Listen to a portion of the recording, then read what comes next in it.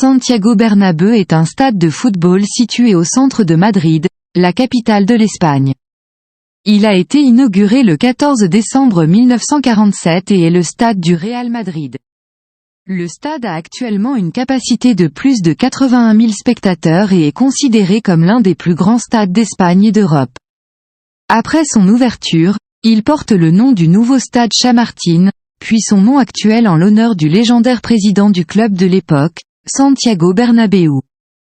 Le stade Santiago Bernabéu est considéré comme l'un des stades de football les plus connus et les plus distingués.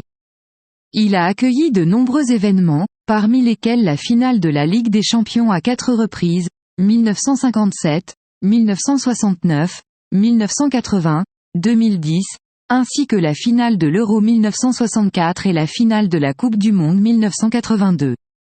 Également match du Real Madrid dans la Ligue espagnole. Le stade Santiago Bernabéu est situé dans le quartier Paseo de la Castellana de la municipalité de Chamartín, occupant un pâté de maisons délimité par les rues Paseo de la Castellana et Espina Concha, Damián Padré et Rafael Salgado. Le 22 juin 1944, la banque industrielle Banco Mercantil accorde un prêt à Santiago Bernabéu et Rafael Salgado pour acheter le terrain adjacent à l'ancien stade Chamartín. Le 5 septembre 1944, les architectes Manuel Muñoz Monasterio et Luis Soler Almani sont engagés pour concevoir le nouveau stade.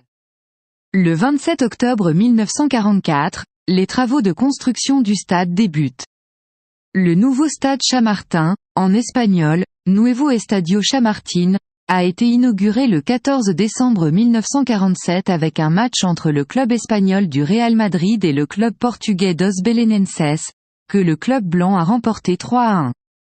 Le stade avait une capacité de 74 145 spectateurs, dont 27 645 équipés de sièges, 7 125 couverts, et 47 500 spectateurs debout.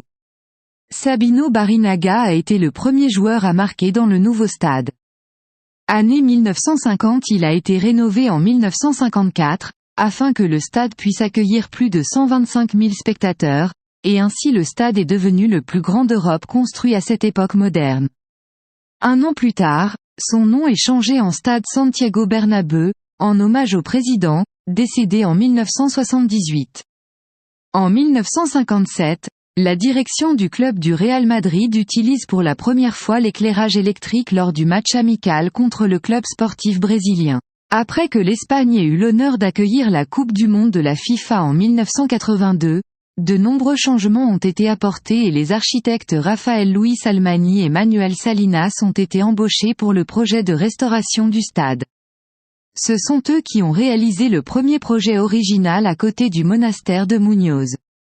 Les travaux ont duré 16 mois et ont coûté 704 millions de pesetas, dont 530 millions ont été payés par la municipalité de Madrid. Année 1990 suite à une série de décès de supporters dans les années 1980, notamment au stade du Heysel en Belgique et au stade de Hillsborough en Angleterre, les autorités anglaises ont publié le rapport Taylor sur la manière d'améliorer la sécurité des spectateurs dans les stades de football anglais.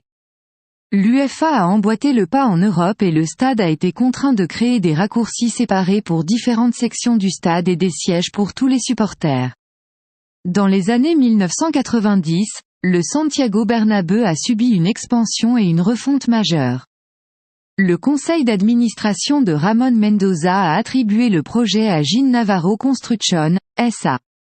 Les travaux ont commencé le 7 février 1992 et se sont terminés le 7 mai 1994, pour un coût final de plus de 5 milliards de pesetas, ce qui a considérablement accru les dettes du club, sans soutien institutionnel. Au total, 20 200 sièges patchwork ont été installés, chaque siège étant incliné à 87 degrés, garantissant une visibilité et une proximité optimale avec le terrain. De plus, pour accéder au nouvel anneau, 4 tours d'entrée ont été érigées depuis l'extérieur, chacune avec des escaliers et une rampe centrale en spirale. Après la nouvelle modification, la hauteur du stade est passée de 22 mètres à 45 mètres. Cela a causé des problèmes pendant l'hiver, laissant les 2/3 du terrain de jeu à l'ombre. Ce manque de soleil a entraîné la détérioration de l'herbe du champ. C'est pour cette raison qu'un réseau de canalisation en polypropylène a été installé à une profondeur de 20 cm sous le stade. Sur plus de 30 km, un système de canalisation fait circuler de l'eau chaude, empêchant l'herbe de geler par temps froid. En raison de la hauteur des nouveaux stands, il était nécessaire d'améliorer et d'augmenter la capacité d'éclairage. Un toit de protection rétractable a également été installé pour protéger les ventilateurs. La capacité du stade après rénovation a atteint 110 000 spectateurs. Dès l'été 1998, sous la présidence de Lorenzo Sanz, il avait adopté la répartition des sièges au Santiago Bernabéu, portant ainsi la capacité totale à 75 328 spectateurs. En 2023, l'emblématique stade du Real Madrid a été aménagé et la valeur des opérations de développement et de modernisation a atteint 1,17 milliard d'euros. Le stade du Real Madrid doit son nom à la mémoire du personnage le plus important de l'histoire du Real Madrid, Santiago Bernabéu, car il fut joueur, puis entraîneur, puis président du Royal Club. Sa présidence est également considérée comme la période la plus longue de l'histoire du Real Madrid, puisqu'elle a atteint 35 ans de 1943 à 1978.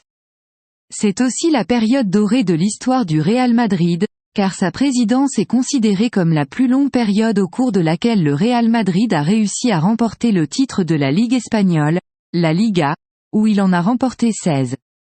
Un titre en 35 ans, sachant que le Real Madrid est l'équipe espagnole qui a remporté le plus de titres de champion avec 35 titres, dont le premier en Liga. Saison 1931 à 1932 et dont la dernière a eu lieu lors de la saison 2021-2022. Comment se rendre au stade? Le stade est accessible en métro, et les visiteurs peuvent également compter sur le train ou les bus pour s'y rendre s'ils ne souhaitent pas utiliser de voiture personnelle.